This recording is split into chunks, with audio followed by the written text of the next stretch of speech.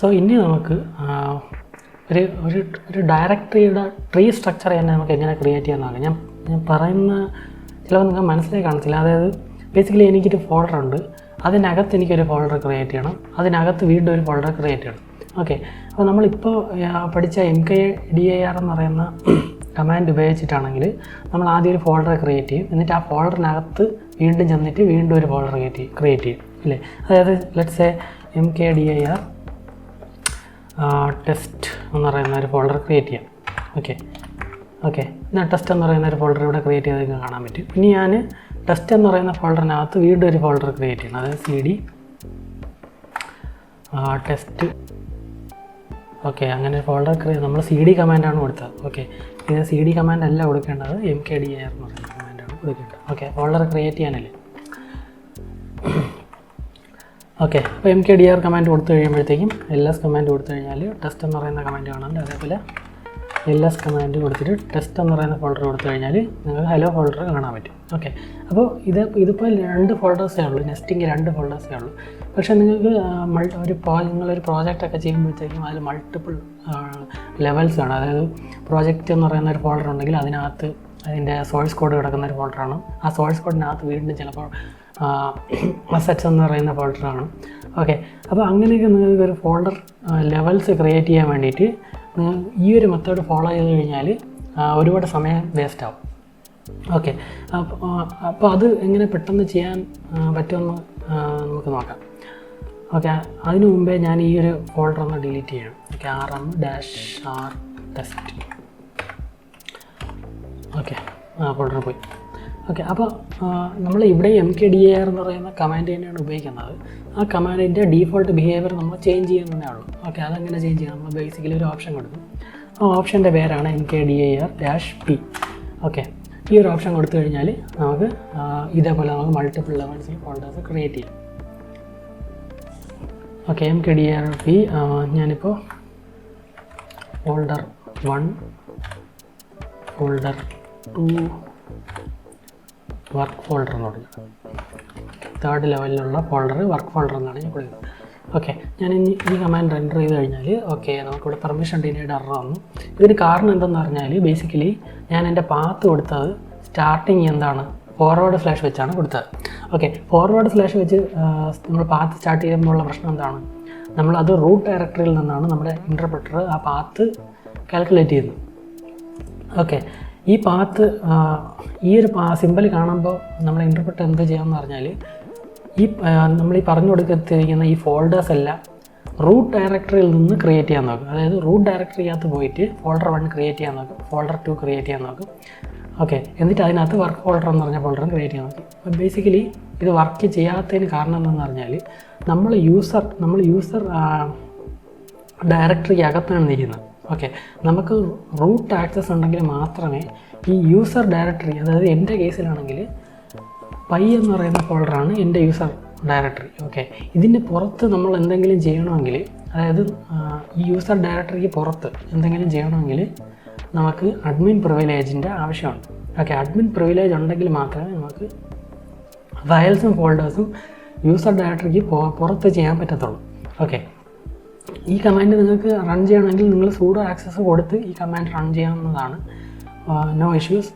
But നമുക്ക് സേഫായിട്ട് തന്നിരിക്കുന്ന ഒരു സോണാണ് യൂസർ ഡയറക്ടറി എന്ന് പറയുന്നത്. ഓക്കെ, അപ്പോൾ നമ്മൾ ഈ പഠിക്കുന്ന കാര്യങ്ങളെല്ലാം നമ്മൾ മാക്സിമം ഇതിനകത്ത് തന്നെ ചെയ്താൽ മതി എന്നാണ് എൻ്റെ ഒരു സജഷൻ. ഓക്കെ, ഞാൻ ഈ ട്യൂട്ടോറിയൽ സീരീസിൽ ചെയ്യുന്ന കാര്യങ്ങളെല്ലാം എൻ്റെ യൂസർ ഡയറക്ടറിക്ക് അകത്ത് നിന്നുകൊണ്ടായിരിക്കും. എന്തെങ്കിലും നമ്മൾ സൂഡോ ആക്സസ് വേണം എന്നുള്ള സിറ്റുവേഷനിൽ മാത്രമേ ഞാൻ സൂഡോ ആക്സസ് കൊടുത്ത് പൈ എന്ന് പറയുന്ന ഡയറക്ടറിക്ക് പുറത്ത് എന്തെങ്കിലും ചെയ്യുള്ളൂ. ഓക്കെ, നിങ്ങൾ ബേസിക് കമാൻഡ്സിൽ ഞാൻ സൂഡോ ആക്സസിനെ പറ്റി പറയുന്നത് കണ്ടിട്ടുണ്ടാവും. നിങ്ങൾ ബേസിക് കമാൻഡ്സിൻ്റെ വീഡിയോ കണ്ടിട്ടുണ്ടെങ്കിൽ നിങ്ങൾക്ക് അറിയായിരിക്കും. ഞാൻ അതിൽ എൻകാൽ എന്ന് പറയുന്ന പാക്കേജ് ഇൻസ്റ്റാൾ ചെയ്തിട്ടാണ് ഞാൻ കാലണ്ടർ എന്ന് പറയുന്ന പാക്കേജ് ഇൻട്രൊഡ്യൂസ് ചെയ്തത്. ഓക്കെ, അവിടെ ഞാൻ സൂഡോ ആക്സസ് ചെയ്യുന്നുണ്ട്. ഓക്കെ, അപ്പോൾ നമുക്ക് യൂസർ ഡയറക്ടറിക്കകത്ത് തന്നെ നിൽക്കാം. അപ്പോൾ ഈ ഒരു കമാൻഡ് വർക്ക് ചെയ്യിപ്പിക്കാൻ വേണ്ടി ഈ ഒരു forward slash starting forward slash എടുത്ത് കളയുകയാണ്. ഓക്കെ, ഇനി നമ്മൾ റൺ ചെയ്ത് കഴിഞ്ഞാൽ എന്നിട്ട് ls കൊടുത്തു കഴിഞ്ഞാൽ ഞാൻ ഫോൾഡർ 1 എന്ന് പറയുന്ന ഒരു ഫോൾഡർ ക്രിയേറ്റ് ചെയ്ത് കാണും. ls ഫോൾഡർ 1 കൊടുത്തു കഴിഞ്ഞാൽ അതിനകത്ത് നിങ്ങൾ ഫോൾഡർ 2 ക്രിയേറ്റ് ചെയ്തതായിട്ട് കാണും. ls ഫോൾഡർ 1 ഫോൾഡർ 2 കൊടുത്തു കഴിഞ്ഞാൽ നിങ്ങൾക്ക് അതിനകത്ത് വർക്ക് ഫോൾഡർ എന്ന് പറയുന്ന ഒരു ഫോൾഡർ ക്രിയേറ്റ് ചെയ്തതായിട്ട് കാണാം. ഓക്കെ, അപ്പോൾ നിങ്ങൾക്ക് ഇങ്ങനെ സിമ്പിളായിട്ട് നിങ്ങൾക്ക് ഒരു ലെവൽ, അതായത് മൾട്ടിപ്പിൾ ലെവലിൽ നിങ്ങൾക്ക് ഫോൾഡർ ക്രിയേറ്റ് ചെയ്യാം. ഓക്കെ, ഇനി നമുക്ക് ലെറ്റ്സ് സേ നമുക്കൊരു 4 കൂട്ടുകാരുണ്ട്, അല്ലെങ്കിൽ ലെറ്റ്സ് രവി, റാം, വരുൺ എന്ന് പറയുന്ന 3-4 കൂട്ടുകാരുടെ പേര് പറഞ്ഞു കൊടുത്തിട്ട് ഈ 3-4 പേർക്ക് 100 ഫോൾഡേഴ്സ് വെച്ച് നമുക്ക് ക്രിയേറ്റ് ചെയ്യണം. ഓക്കെ, അത് നമുക്ക് പറയുമ്പോൾ ചെറിയ കൺഫ്യൂഷൻ ഉണ്ട്. ഞാൻ കാണിച്ചു തരാം അതെങ്ങനെയാണ് നമുക്ക് ക്രിയേറ്റ് ചെയ്യാവുന്നത്. 100 ഫോൾഡേഴ്സൊക്കെ ഒരൊറ്റ കമാൻഡിൽ നമുക്ക് എങ്ങനെ ക്രിയേറ്റ് ചെയ്യാം. നിങ്ങൾ ഗ്രാഫിക്കൽ യൂസർ വഴിയാണ് ഇത് ചെയ്യുന്നതെങ്കിൽ റൈറ്റ് ക്ലിക്ക് അടിച്ച് ന്യൂ ഫോൾഡർ അടിച്ച് നിങ്ങൾക്ക് കുറേ സമയം വേസ്റ്റ് ആകും. ഓക്കെ, കമാൻഡ് ലൈനിൽ ഇത് പെട്ടെന്ന് ചെയ്യാൻ പറ്റും. ഓക്കെ, അതുകൊണ്ടാണ് പലരും കമാൻഡ് ലൈൻ യൂസ് ചെയ്യുന്നത്. ഓക്കെ, നമുക്കത് അങ്ങനെ ക്രിയേറ്റ് ചെയ്യാൻ നോക്കാം. MKDIR ലെറ്റ്സ് നമുക്ക് 4 പേര് പറഞ്ഞു കൊടുക്കുക. ഓക്കെ, അത് ഞാൻ ഈ ഒരു സിറ്റുവേഷൻ പറയുന്നതിന് മുന്നേ നിങ്ങൾക്ക് ബ്രേസ് എക്സ്പാൻഷൻ എന്ന് പറയുന്ന ഒരു കൺസെപ്റ്റ് ഉണ്ട്. ഓക്കെ, ഈ ബ്രേസ് എക്സ്പാൻഷൻ വെച്ചിട്ടാണ് നമ്മൾ ഈ ഇങ്ങനത്തെ മൾട്ടിപ്പിൾ ആയിട്ടുള്ള ഫോൾഡേഴ്സ്, ഒരുപാട് ഫോൾഡേഴ്സൊക്കെ ഈ ഒരു ബ്രേസ് എക്സ്പാൻഷൻ എന്ന് പറയുന്ന കൺസെപ്റ്റ് ഉപയോഗിച്ച് ചെയ്യുന്നത്. ഓക്കെ, ഈ ബ്രേസ് എക്സ്പാൻഷൻ എന്ന് പറയുന്ന സംഭവം നിങ്ങൾ ഫയൽസും ഫോൾഡേഴ്സും ക്രിയേറ്റ് ചെയ്യാൻ വേണ്ടി മാത്രമല്ല, മൾട്ടിപ്പിൾ കമാൻഡ്സിലും നമ്മൾ ഈ ബ്രേസ് എക്സ്പാൻഷൻസ് ഉപയോഗിക്കുന്നതാണ്. ഓക്കെ, ഫയൽസും ഫോൾഡേഴ്സും ക്രിയേറ്റ് ചെയ്യാൻ വേണ്ടി മാത്രമല്ല, അത് നിങ്ങൾ മനസ്സിൽ വെച്ചേക്കാം. ഓക്കെ, എനിക്ക് ടസ്ക് എന്ന് പറയുന്ന ഒരു ഫോൾഡറുണ്ട്, അല്ലെങ്കിൽ വേണ്ട, ഞാൻ ഒരു ടെസ്റ്റ് എന്ന് പറയുന്ന ഒരു ഡയറക്ടറി ഞാൻ ക്രിയേറ്റ് ചെയ്യാം. എല്ലാം അടിച്ചു കഴിഞ്ഞാൽ ടെസ്റ്റ് DIR എന്ന് പറഞ്ഞാൽ ഒരു ഡയറക്ടറി ക്രിയേറ്റ് ചെയ്തായിട്ട് ഞാൻ കാണാം. ഞാൻ എല്ലാം ഇതിനകത്താണ് ചെയ്യുന്നത്. ഓക്കെ, CD ടെസ്റ്റ് DIR എന്ന് പറഞ്ഞാൽ ഇതിനകത്തേക്ക് ഞാൻ നാവിഗേറ്റ് ചെയ്യുന്നു. എന്നിട്ട് എനിക്ക് ടസ്ക് എന്ന പേരുള്ള 100 ഫോൾഡേഴ്സ് ക്രിയേറ്റ് ചെയ്യണം. അതിന് വേണ്ടിയിട്ട് MKDIR ടസ്ക് 1, ടസ്ക് 2, ടസ്ക് 3 അങ്ങനെ ടസ്ക് 100 വരെയുള്ള ഫോൾഡേഴ്സിനെ ക്രിയേറ്റ് ചെയ്യണം. ഓക്കെ, ഞാൻ 0 തൊട്ടല്ലേ സ്റ്റാർട്ട് ചെയ്യേണ്ടത്. 0. നിങ്ങൾക്ക് വേണമെങ്കിൽ 0,1, 2, 3 അങ്ങനെ കൊടുക്കാം, 100 വരെ കൊടുക്കാം. അല്ലെങ്കിൽ എളുപ്പമുള്ള വഴിയെന്ന് പറയുന്നത് ഇതാണ്, ഡോട്ട് കൊടുക്കുക, 100 വരെ കൊടുക്കുക. ഓക്കെ, റൺ ചെയ്യുക, എല്ലാം കൊടുക്കുക. ഓക്കെ, അപ്പോൾ ടസ്ക് 0 മുതൽ ടസ്ക് 100 വരെയുള്ള ഫോൾഡേഴ്സ് എനിക്കിവിടെ ക്രിയേറ്റ് ആയി. കണ്ടോ, നിങ്ങൾ മാനുവലായിട്ട് അല്ലെങ്കിൽ ഗ്രാഫിക്കൽ യൂസർ വെച്ച് നിങ്ങളിത് ക്രിയേറ്റ് ചെയ്യുന്ന കാര്യം ഒന്ന് ആലോചിച്ച് പോകാം. ഓക്കെ, ഞാനിവിടെ ഒരൊറ്റ കമാൻഡിലാണ് ഇത് ഇത്രയും ഫോൾഡേഴ്സ് ക്രിയേറ്റ് ചെയ്യുന്നത്. ഓക്കെ, ഞാനിതൊന്ന് റിമൂവ് ചെയ്യണം, ഇത്രയും ഫോൾഡേഴ്സ് ഞാൻ റിമൂവ് ചെയ്യണം.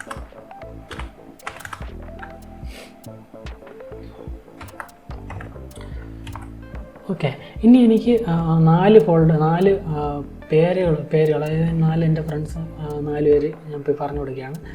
അതിൽ ആ 4 പേർക്കും 100 ഫോൾഡേഴ്സ് എനിക്ക് വേണം. ഓക്കെ, അതങ്ങനെ ചെയ്യാൻ നോക്കാം. MKDIR. ഓക്കെ, ഞാൻ ഈ ഉപയോഗിക്കുന്ന ഈ ബ്രേസുകളുണ്ടല്ലോ, ഇതാണ് ബേസിക്കലി ബ്രേസ് എക്സ്പാൻഷൻസ് എന്ന് പറയുന്നത്. ഓക്കെ, ഞാനിപ്പോൾ ലെറ്റ്സ് രവി, റാം, എന്ത് പേര് കൊടുക്കാം, വിനി, .100. നിങ്ങളിവിടെ മനസ്സിലാക്കേണ്ട ഒരു കാര്യം, നമ്മളിപ്പോൾ വേർഡൊക്കെ ഉപയോഗിച്ചിട്ടുള്ള ഒരാളാണെങ്കിൽ നമ്മൾ ഗ്രാമർക്ക് അധികം ശ്രദ്ധിക്കുന്ന ഒരാളായിരിക്കും. അപ്പോൾ നമ്മൾ ഈ കോമ കഴിഞ്ഞിട്ട് സ്പേസ് ഇടരുത് കേട്ടോ. കമാൻഡ് ലൈനിൽ അതിൻ്റെ ആവശ്യമൊന്നുമില്ല.